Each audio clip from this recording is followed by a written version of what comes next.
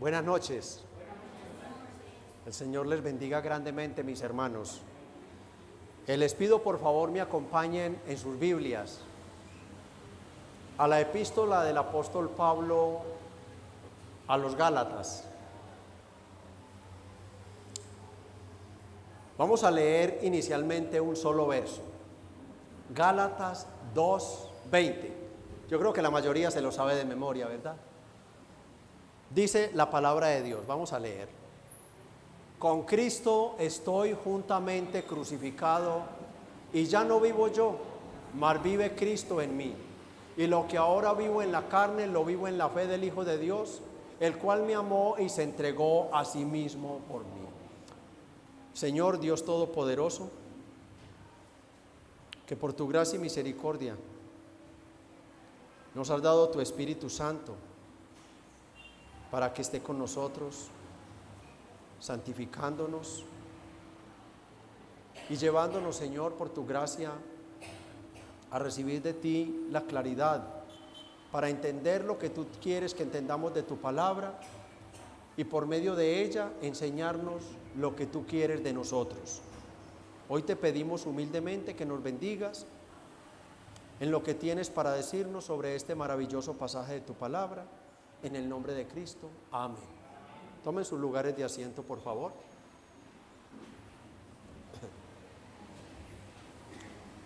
Sin lugar a dudas, el texto que tenemos para esta noche es un texto muy conocido por la mayoría de los cristianos. ¿Quién de los cristianos que ha leído la Biblia, especialmente esta epístola a los Gálatas, no ha pronunciado una o las 3 declaraciones o 4 que contiene este texto? Muchos. Pero lo que muchos desconocen es su contexto. Por eso les pido que me tengan un poco de paciencia, ya que me voy a tomar unos minutos para poner el texto en su contexto antes de la explicación del texto.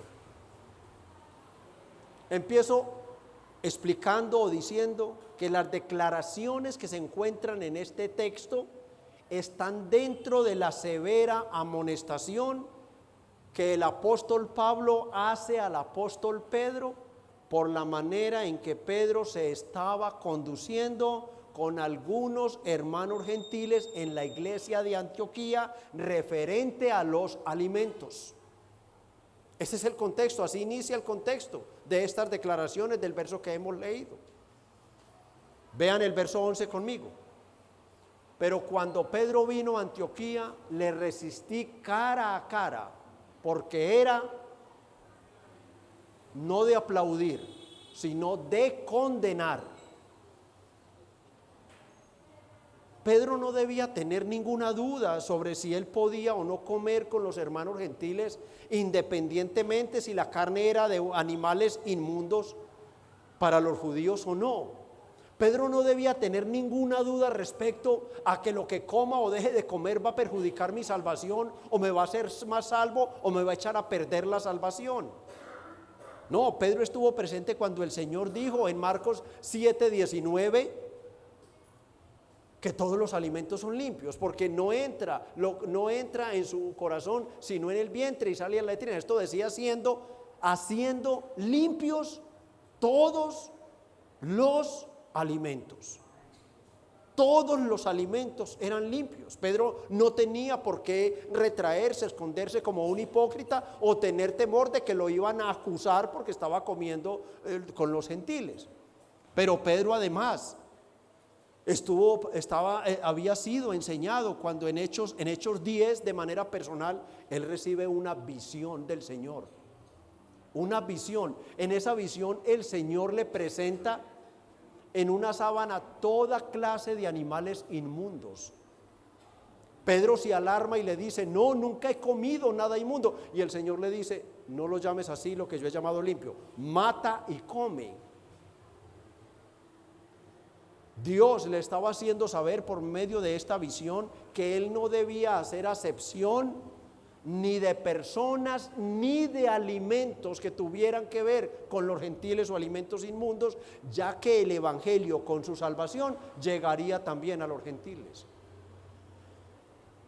Y por un tiempo comió con los hermanos gentiles, pero vean el verso 12. Pero al llegar una comisión de judíos de Jerusalén, entonces Pedro empezó a retraerse. Ya no comía con los gentiles, porque tenía temor de los judíos cristianos. Y es por esto que Pablo confronta públicamente a Pedro. Primero, porque la falta que había cometido era pública y ameritaba una amonestación pública delante de toda la iglesia. Y segundo, por las implicaciones de su conducta frente al evangelio del Señor. Noten los versos 13 y 14. Y en su simulación participaban también los otros judíos, de tal manera que aún Bernabé fue también arrastrado por la hipocresía de ellos.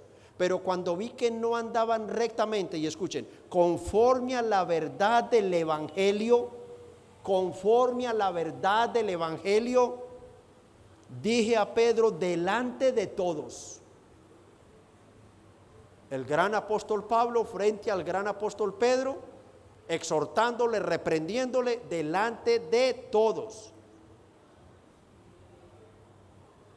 ¿Qué le dice delante de todos? Y allí empieza una gran amonestación. Si tú siendo judío vives como los gentiles y no como judío, ¿por qué obligas a los gentiles a judaizar? Nosotros judíos de nacimiento, no pecadores entre ellos, sabiendo, y escuchen esto, aquí está el punto, sabiendo que el hombre no es justificado por las obras de la ley, sino por la fe de Cristo. Y escuche esta declaración de un judío como Pedro: nosotros también hemos creído en Jesucristo para ser justificados por la fe de Cristo y no por las obras de la ley, por cuanto por las obras de la ley nadie será justificado. 18. Porque si las cosas que destruí las mismas vuelvo a edificar, transgresor me hago. 19. Porque yo por la ley soy muerto a la ley a fin de vivir para Dios. Y 21. No desecho la gracia de Dios, pues si por la ley fuese la justicia, entonces por demás murió Cristo. Pablo pudo haber acusado a Pedro de muchas cosas: de tener temor de los hombres, de ser racista, de ser grosero, hipócrita, ingrato con los gentiles. Pero la acusación de Pablo era otra. Pablo reprende a Pedro delante de la iglesia porque no se estaba comportando rectamente en cuanto a la verdad del evangelio. En otras palabras, su conducta no era consecuente con el evangelio que Pedro creía y predicaba. ¿Y cuál era ese evangelio que Pedro creía y predicaba? Que la justificación no es por obras, sino por la fe. Que la justificación es solo por la fe en la justicia de Cristo y no por las obras. La salvación no es por lo que coma o por lo que deje de comer o por quién lo coma o con quién no lo coma. Esta era la hipocresía de Pedro. Aquí era donde Pedro estaba fallando al evangelio de la cruz. Y ese es el contexto, mis hermanos, de esta muy conocida declaración de Gálatas 2:20 que veremos en esta noche. ¿Cuál es el tema? Las implicaciones para la vida del creyente ante la realidad de su unión con Cristo en la muerte de la cruz. Ese es el tema. Y el título es: muertos al pecado, más vivos para Cristo. Más vivos para Cristo. Y veremos tres cosas. Veremos el creyente y su misión, el creyente y su unión en la muerte con Cristo, verso 20a. Segundo, veremos la nueva vida del creyente en Cristo. Y tercero, la responsabilidad del creyente ante su nueva vida en Cristo. Algunos dividen 4 declaraciones, yo las sinteticé en 3 declaraciones en este precioso versículo. Noten la primera parte: con Cristo estoy juntamente crucificado. La Biblia de las Américas traduce: con Cristo he sido crucificado y ya no soy yo el que vive. O sea, lo que Pablo nos enseña es que el creyente ya fue crucificado con Cristo. O sea, el creyente ya murió. No es una exhortación para tomar la cruz y seguir a Cristo como dice en otro texto, no. Este no es un llamado a hacer algo, sino la declaración de algo que ya sucedió. El creyente ya está muerto. Por su unión con Cristo, ya murió con Cristo. Romanos 6:6. Yo he sido crucificado con Cristo sabiendo esto, que nuestro viejo hombre no va a ser, fue crucificado juntamente con él para que el cuerpo del pecado sea destruido, a fin de que no sirvamos más al pecado. Ya está muerto, ya murió, ya no existe, ya no está, ya no va más. No lo podemos ver, no lo podemos encontrar, no existe siquiera delante de Dios. Este es el punto de Pablo. Mi yo pecador, mi viejo hombre o mi vieja naturaleza, como lo quieran llamar, fue destruida. Murió hace más de 2000 años juntamente con Cristo. Por el contexto, que es la amonestación a Pedro que ya vimos, lo que Pablo podría estar diciendo es que el fariseo que había en él, en Pablo, había pasado gran parte de su vida tratando por medio de la ley y la obediencia de buscar la justicia, ya había muerto en Cristo. La lógica del texto para nosotros los cristianos o de todos los tiempos es la siguiente: la muerte de Cristo en la cruz para salvarme es la evidencia que yo no podía salvarme a mí mismo cumpliendo la ley. Mi deuda era impagable por mí mismo. Y como estoy unido a Cristo por la fe, místicamente estoy unido a Cristo, soy uno solo con Él, implica esto necesariamente que la muerte de Jesucristo es la muerte del pecador. Que la muerte de Cristo por los pecados en la cruz es la muerte del pecador juntamente con Cristo a sus pecados. Colosenses 2:14. El acta de nuestros pecados que por la ley nos condenaba desaparece con la muerte de Jesús, anulando el acta de los decretos que había contra nosotros, que nos era contraria, quitándola de en medio y clavándola en la cruz. Esa acta que nos condenaba conforme a la ley, nos condenaba, desaparece en ese momento. Con Cristo estoy juntamente crucificado, muerto. Y muerto el deudor, ¿muerta qué, iglesia? La deuda, mis amados. Muerto el deudor, muerta la deuda. Pues yo espero que este mensaje, que este pasaje les dé hoy tanta liberación a ustedes, les dé tanta paz, les dé tanto descanso, los lleve tanto a alabar a Dios, al saber que es que definitivamente no hay deuda. Y no hay deuda en razón a que ya ese perverso, malvado, pecador murió en la cruz con Cristo. Ya ese ser murió, y al morir él no hay deuda, no hay quien cobre deuda porque no existe deuda. Muerto el deudor, muerta la deuda. Piensa en la cosa más vergonzosa, por favor. Te voy a dar unos segundos. Piensa en la cosa, en el pecado que tú digas: oh, qué miserable. Oh, ¿qué fue eso que hice? ¿Cómo caí en esta vergüenza? Piensa en eso, piensa en eso. Todos tenemos algo vergonzoso.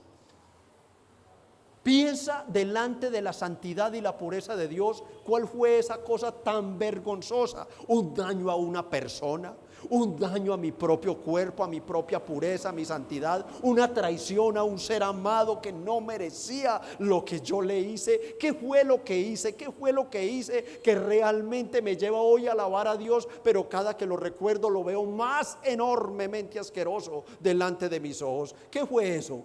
Piensa en el pecado más horrible, piensa en ese pecado que cometiste, piénsalo. Y ahora respira, porque si tú eres cristiano, ese horrible pecado con todos los demás pecados ya quedó cancelado en el Calvario. Ya quedó borrado para siempre en el Calvario.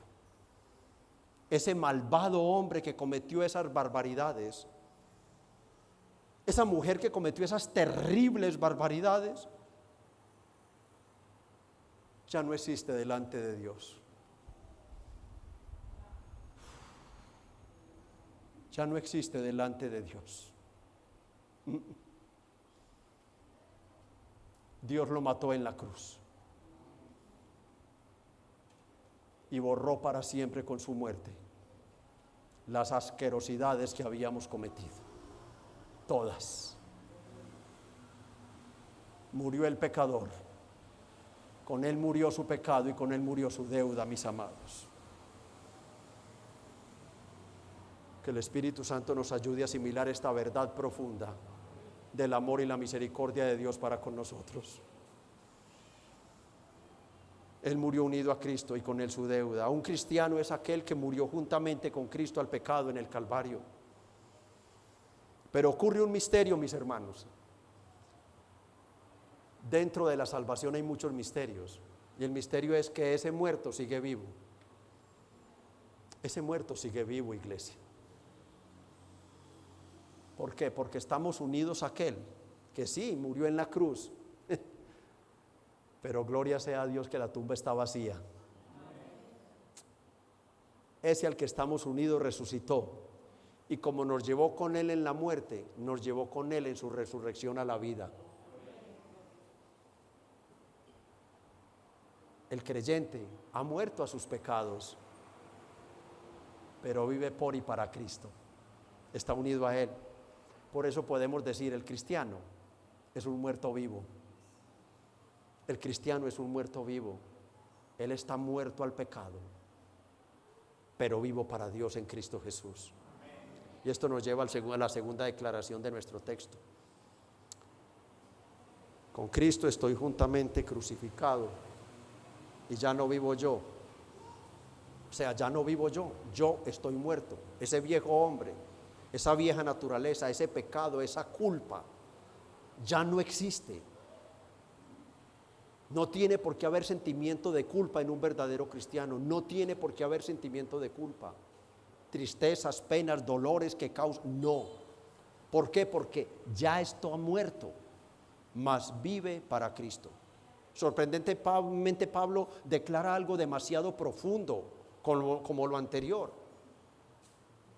y es que después de nuestra conversión, que es nuestra muerte al pecado, nosotros tenemos, oh bendito sea el Señor, tenemos un nuevo ser viviendo en nosotros, amados. Cristo mora en el creyente por su Espíritu Santo. Ya no vivo yo, después que resucité a esa nueva creación, ya no vivo yo, ahora vive Cristo en mí. Ahora Él vive en mí por su Espíritu. Ahora vive en mí por su Espíritu. Muchas gracias, mi hermano diácono.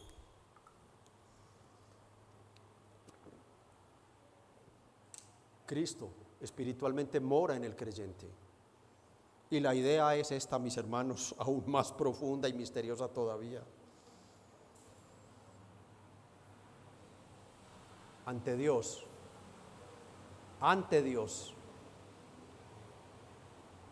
no soy yo el que vivo con mis defectos, fracasos y pecados, sino que es Cristo y su justicia perfecta que viven por mí delante de Dios. Es Cristo y su justicia perfecta el que vive por la iglesia delante de Dios. Por eso Él es tu Señor y tu representante, tu Salvador personal. Él es tu abogado personal. De tal manera que por la vida de Jesús en nosotros, Dios ve nuestras vidas como la vida de Jesús. Impactante, ¿verdad? Humanamente no trate de entender lo que no va a poder. Solamente alabe a Dios. Porque Él no está viendo sus miserias, Él no está viendo sus rabias, Él no está viendo sus fracasos, Él no está viendo más sus pecados. Él está viendo en la iglesia la vida perfecta de Jesús. El que ya no viva yo, sino que Cristo viva en mí, implica que Dios nos ve como si nunca hubiéramos cometido un solo pecado luego que pasamos unidos en la muerte por Cristo. Ya no hay una sola acusación, no hay una sola culpa de la iglesia delante de Dios, no la hay, no la hay. La muerte de Cristo anuló completamente el acta acusatoria y condenatoria para la iglesia. Hebreos 8:12. porque seré propicio. Miren esta declaración divina a sus injusticias. Esta es una promesa para la iglesia. Y nunca más me acordaré de sus pecados y sus iniquidades, porque ese cobarde murió en la cruz con Cristo. Ese cobarde murió allá. Ese canalla y malvado murió allá. Y el pacto entre ellos era: tú mueres por ellos, yo los perdono y los justifico. Nunca más. El propósito divino es uno en especial. Todas las cosas que nos ocurren en la vida se están complementando entre sí para hacernos cada vez más y más conformes a la imagen de Jesús. Por eso es que todas nos ayudan a bien. Humanamente no es el punto. Todas las cosas nos ayudan a bien, Romanos 8:28, porque todas están cooperando para hacernos más a la imagen de Jesús. Dolor, pena, tristeza, fracaso, muerte, todo lo demás nos hace humildes, mansos, cariñosos, bondadosos, compasivos, misericordiosos, perdonadores. Nos humilla todo lo que nos pasa, y todo eso es abonando a hacernos a la imagen de Jesús. Todo, absolutamente todo. Luego de la obra de Cristo, nunca más tendremos que hacer algo conforme a la ley para salvarnos. No tienes que abstenerte, Pedro, de ningún alimento. No te judaices, Pedro. No tienes que guardar ningún rito, no tienes que ocultarte, Pedro. Tu vida, dice Colosenses 3:2-4, está escondida. Con Cristo estoy juntamente crucificado, mas ya no vivo yo, mas vive Cristo en mí. Y Colosenses 2:4 dice que nuestra vida está escondida, que está fundida en la vida de Jesús. En la vida de Jesús. Entonces, cuando Dios mira, cuando Cristo se manifieste, entonces nosotros seremos también manifestados con Cristo. ¿Por qué? Porque es Cristo el que nos saca a la vida, nos saca a la luz delante de Dios. Es Cristo. Es Cristo el que nos presenta delante de Dios. Entonces, cuando Dios mira a su iglesia, Dios ve al pecador. No, Él ve un ser revestido de la justicia de Cristo. Cuando Cristo en nuestra vida se manifieste, es que estamos escondidos en Él. Entonces nosotros también seremos manifestados con Él en gloria. Cristo es el que nos revela delante de Dios. Amén.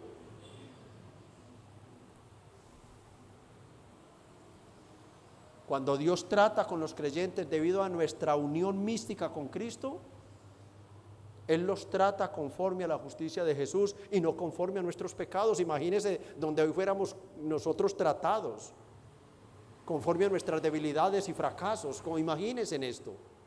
No. Y esto en razón a que con su muerte hizo más que pagar nuestra horrible deuda. ¿Qué fue lo que hizo además de morir por nosotros pagando la deuda? Canceló la deuda. Oh, qué dicha tan inmerecida. Pero si no hubiera hecho algo más, hubiéramos quedado a paz y salvo con Dios, pero nuestra cuenta judicial hubiera quedado ¿en qué? ¿Se han estado atentos? En ceros. Y necesitamos una justicia. Entonces lo que hace Cristo es inmediatamente consignar en nuestra cuenta su justicia perfecta. Y Dios en respuesta nos declara libres e inocentes de toda culpa. Nos declara libres e inocentes. Entonces Romanos 5:1 ¿qué declara? Justificados pues por la fe. ¿Qué tenemos? Miedo, temor, angustia, zozobra, desconfianza. ¿Seré que sí soy perdonado? ¿Seré que sí soy salvo? No, tenemos paz para con Dios para siempre, sin ninguna obra de nuestra parte. Pero pregunto, ¿quiere decir esto que por la obra perfecta de Cristo a nuestro favor, nuestra responsabilidad en cuanto a la santificación y demás buenas obras quedó anulada? Porque con Cristo estoy juntamente crucificado y ya no vivo yo, mas vive Cristo en mí. ¿Sí? La respuesta la veremos en la tercera declaración del apóstol en nuestro siguiente encabezado, al cual le hemos puesto por subtítulo la responsabilidad del creyente ante su nueva vida en Cristo. Leámoslo de nuevo. Con Cristo estoy juntamente crucificado, primera declaración. Segunda declaración, mas ya no vivo yo, mas vive Cristo en mí. Ahora tercera declaración, y lo que vivo, y lo que ahora vivo en la carne, lo vivo por la fe del Hijo de Dios, el cual me amó y se entregó a sí mismo por mí. Aunque ya no vivo yo, aunque ya mi vida es la vida de Cristo ante Dios, aunque ya tengo en mi cuenta la justicia perfecta de Cristo, aunque ya soy salvo, definitivamente salvo, Dios no anula nuestra responsabilidad en la santificación progresiva. No la anula. Todavía tenemos un yo que piensa, habla, decide y actúa. Amén. Y esto nos habla de la responsabilidad humana que tenemos como creyentes con nuestra nueva vida en Cristo. Aunque en el nuevo yo mora Cristo por su Espíritu, como dice Romanos 8, 9 al 11, leámoslo por favor. Mas vosotros no vivís según la carne, sino según el Espíritu. Si es que el Espíritu de Dios mora en vosotros, y alguno no tiene el Espíritu de Cristo, no es de él. Pero si Cristo está en vosotros, ¿por medio de qué? Del Espíritu. El cuerpo en verdad está muerto a causa del pecado, mas el Espíritu vive a causa de la justicia. Cuando yo pienso, razono y actúo, soy yo el responsable ante Dios. Por eso Pablo dice, lo que ahora vivo en la carne, o sea, lo que día tras día vivo en esta existencia terrenal, soy yo el que lo hace y yo soy el responsable. Soy yo el que lo hace. Lo que ahora vivo en la carne, lo vivo consciente de lo que ya Cristo hizo por mí, pero yo sigo siendo el responsable de cómo actúo conforme a eso que yo ya sé que hizo Jesucristo por mí. Lo que tanto hemos enseñado en la iglesia. Un verdadero cristiano vive de acuerdo a la conducta, a la doctrina que cree. Es inevitable que si yo sé que Cristo me libertó del pecado, que no hay acusación contra mí, que no hay ninguna clase de deuda pendiente conmigo en el cielo, absolutamente no. ¿Cómo es posible que yo acuse a mis hermanos de un pecado, o que yo me crea más santo que otro, o que yo viva como juez y no como un hermano en amor y exhortación con mis demás hermanos? Si ya Dios no es un juez airado para mí, ¿por qué me levanto como juez contra mis hermanos? Yo vivo de acuerdo a la conducta que creo, a la doctrina que creo. La conducta debe revelar la doctrina que creo, mis hermanos. Yo debo vivir de acuerdo al evangelio que creo. Mire Pedro cómo la embarró de fácil, hermanos. Mire cómo la embarró de fácil.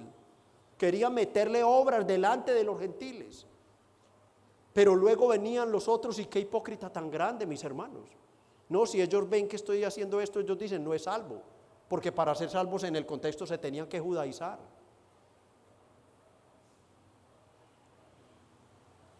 Hay algo maravilloso, hermanos. Aunque fracasamos en el deseo santo de vivir cada día como aquel que vive en nosotros, como Jesús, yo estoy viviendo una nueva vida bajo el gobierno de Cristo por medio de su Espíritu Santo. La lucha por hacer lo que el Señor quiere que haga, hermanos, es la evidencia de que ahora Cristo vive en mí. ¿Sí me están entendiendo? O sea, este cambio de vida encuentra su razón en algo sobrenatural. El cristiano ahora vive esforzado. Él cada día quiere ser más y más y más como Jesús, ¿o no? Si aquí hay alguien sentado que dice que es cristiano, y una de sus mayores oraciones, de sus oraciones más persistentes, es: Señor, yo quiero ser más como Jesús, y está luchando por ser definitivamente más como Jesús, entonces está muy mal si esa no es su oración. Porque usted como creyente verdadero, usted debe anhelar con todas sus fuerzas ser como Jesús. Ser ese hombre humilde, manso, piadoso, misericordioso, clemente, compasivo, lleno de templanza, lleno de perdón, de bondad. Esa es la vida que debe estarse manifestando en cada creyente. Esa es, mis hermanos. Y este cambio de vida encuentra su razón en algo sobrenatural. La fe, Pablo dice, y lo que ahora vivo en la carne, en mi vida terrenal, lo vivo por la fe en el Hijo de Dios, el cual me amó y se entregó a sí mismo por mí. Si yo creo que mi viejo hombre murió con Cristo en el Calvario, es por fe. Yo no estuve allí. Por fe creo que el Señor por su Espíritu mora en mí, es por fe. Por fe creo que he sido justificado. Por fe creo que resucitaré y viviré con el Señor. Yo todo lo creo y todo lo espero por la fe. Hebreos 11:1 es pues la fe, la certeza de lo que se espera, la convicción de lo que no se ve. Esta nueva vida en Cristo se recibe, se sostiene y avanza por medio de la fe. 2 Corintios 5:7, por fe andamos y no por vista. Si has creído que Cristo murió por ti y no por Judas, es por fe. Es por fe. Y debes estar viviendo en consecuencia a lo que crees. Debes estar viviendo en consecuencia a lo que crees. Para concluir, hermanos, entonces la suficiencia de Cristo para salvarnos anula nuestra responsabilidad en toda clase de obra. Ojo a esto. La respuesta es sí y no. Sí las anula. Cuando pensamos que por ellas podemos agradar a Dios para salvarnos, que era lo que estaba haciendo Pedro. Sí las anula. Esto fue lo que se mereció la reprensión de Pablo. Pedro pensaba que con eso agradaba a Dios. Vean los versos 16 y 21 de nuevo. Sabiendo que el hombre no es justificado por las obras de la ley, sino por la fe de Jesucristo. Para ser justificados por la fe de Cristo y no por las obras de la ley, por cuanto por las obras de la ley nadie será justificado. Y el 21, no desecho la gracia de Dios, pues si por la ley fuese la justicia, entonces por demás murió Cristo. Son anuladas todas las obras que pretendamos hacer como para agradar a Dios en nuestra salvación. Y no son anuladas porque fuimos salvos por fe, Efesios 2:8 y 9, porque por gracia sois salvos por medio de la fe, y esto no de vosotros, pues es don de Dios, no por obras para que nadie se gloríe, porque fuimos, ¿qué? No por obras para que nadie se gloríe, porque somos hechura suya, creados en Cristo Jesús para buenas obras, las cuales Dios preparó de antemano para que anduviésemos en ellas. La salvación es por gracia, pero se demuestra por medio de buenas obras. Santiago 2:17 dice que la fe sin obras es falsa, está muerta, no salva. Tú no eres salvo por lo que haces, pero demuestras tu salvación con lo que haces. ¿Sí? Tú no eres salvo por lo que haces, sino por lo que hizo Cristo. Pero demuestras tu salvación viviendo en consecuencia con la muerte de Cristo por ti. Vives en consecuencia. En cuanto a nuestra santificación, como ya no vivo yo, mas vive Cristo en mí, entonces ahora Cristo lo hace todo y nada el creyente para santificarse. Respuesta, no. Aunque Cristo por su Espíritu nos santifica, Dios no anula nuestra responsabilidad en la santificación. Somos nosotros los que pensamos, decidimos y actuamos. La forma en que vivo es mi responsabilidad. Mi santificación es mi responsabilidad. Y la prueba de que ya no vives tú, mas vive Cristo en ti, es el celo por la santificación. El creyente ha comprendido que luego de la salvación, ¿cuál es la meta de Dios? Nuestra santificación. Fuimos salvos para santificarnos, mis hermanos. Fuimos salvos para santificarnos. ¿En qué consiste la santificación?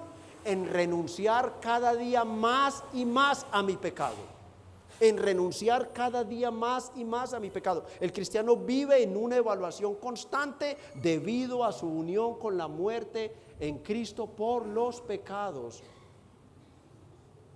Quien está lleno de la vida de Jesús, como nos implica el Espíritu por medio de Pablo, entonces se esforzará cada día por ser más como Jesús, santo, justo, manso, humilde, perdonador, generoso y compasivo. Si Cristo mora en mí, yo debo suplicarle a Dios que la vida de Cristo se manifieste en mi vida.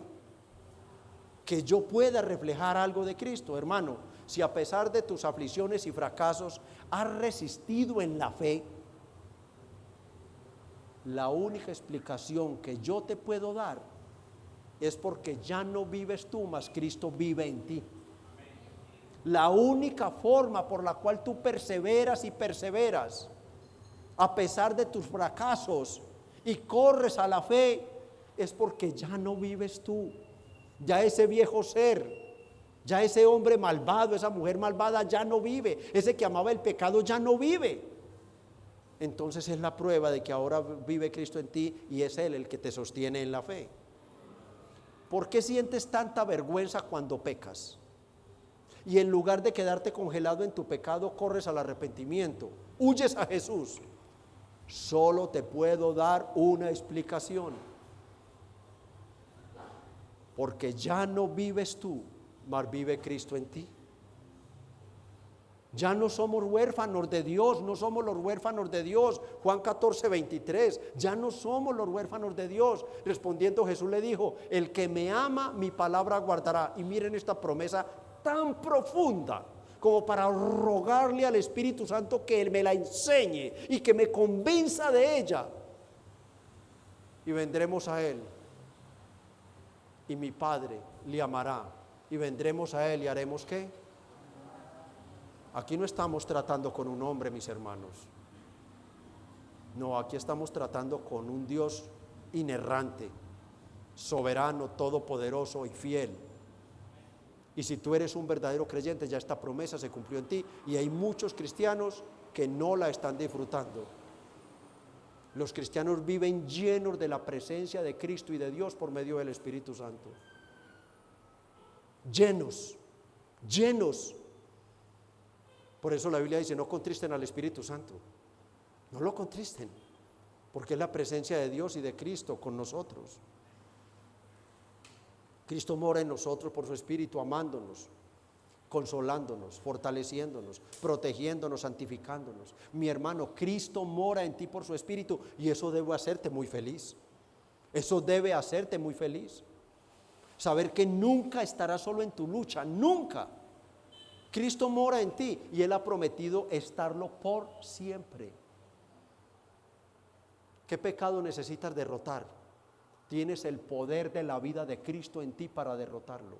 Qué tristeza, qué pena, qué angustia necesitas derrotar. Qué falta de perdón necesitas conseguir. Cristo mora en ti por su Espíritu. Qué pecado necesitas olvidar, dejar de atormentarte con él. ¿Cuál es el área del carácter de tu vida que dices, qué fastidio, qué aburrición, qué pena, qué tristeza con esto? Ahí tienes a Cristo, el poder de Cristo para liberarte y sanarte de todo lo que está pasando contigo. Ahí lo tienes, amado, ahí lo tienes. Iglesia, sé libre de las preocupaciones por tus pecados en el pasado. Ya ese malvado ser que los cometió murió juntamente con Cristo en la cruz y con él murió también tu deuda. Descansa, descansa en el Señor. Ya el tribunal del cielo aceptó el pago y te declaró libre e inocente para siempre. Iglesia, para tu salvación, verso 21. No desecho la gracia de Dios, pues si por la ley fuese la justicia, entonces por demás murió Cristo. Hermano, hermana, descansa en la gracia de Dios en Cristo. Si fuera por obras, Cristo había muerto en vano, le dice Pablo a Pedro. Pero si Él murió para salvarnos, Pedro, porque no existía otra forma, entonces su muerte lo significa todo para nosotros. La muerte de Cristo lo significa todo para nosotros. Para el cristiano, la muerte y resurrección de Cristo hace la diferencia entre la salvación y la condenación. Para el cristiano, la muerte y resurrección de Cristo hace la diferencia. ¿Por qué? Porque su muerte cancela la deuda, su resurrección nos da vida y nos justifica y asegura que tu final será maravilloso. Será maravilloso porque tú estás en paz con Dios. Será maravilloso. Hermano, no olvides, cuando Cristo murió, moriste con Él. Cuando lo enterraron, te enterraron con Él. Cuando Cristo resucitó, resucitaste con Él. Los cristianos somos muertos vivos, muertos al pecado, pero vivos eterna y felizmente para Cristo. Tal como Cristo resucitó, el creyente resucitará en gloria para estar con el Señor y los santos para siempre. Qué final tan esplendoroso espera a los creyentes. ¿Por qué? Porque con Cristo estoy juntamente crucificado y ya no vivo yo, mas vive Cristo en mí. Y lo que ahora vivo en la carne día tras día, yo lo vivo por la fe en el Hijo de Dios, por la fe en la vida perfecta de Él, el cual me amó y se entregó a sí mismo por mí. Amigo, ¿quieres tener esta dicha? ¿Hay alguien acá que no sea cristiano profesante? ¿Hay alguien acá que no esté seguro de que va para el cielo el día de su muerte? Amigo, puedes tener esta dicha. No confíes más en tus obras. Confía en la obra perfecta de Jesucristo en la cruz por ti. Amigo, tu salvación es una oferta gratuita de Dios. La gracia de Dios está disponible para ti. Amigo, ven a Cristo y serás salvo para siempre de la ira venidera. Amada iglesia, vamos a inclinar el rostro y hagamos una breve oración. Amado Padre, bendito y soberano Rey, alabamos y bendecimos tu grande y soberano nombre y damos gracias por el Evangelio. Te suplicamos que en este púlpito no falte el Evangelio de la cruz, que no falte el Evangelio de la suficiencia de Cristo, que no falte el Evangelio de la gracia, que nos exhorta al pecado y nos motiva a la santificación y nos da una gran esperanza y gozo en medio de las aflicciones, sabiendo que por la obra perfecta de Cristo nuestro final será maravilloso. Continúa bendiciendo la iglesia con el Evangelio de tu Hijo Padre, te lo pedimos en el nombre de Jesús. Amén.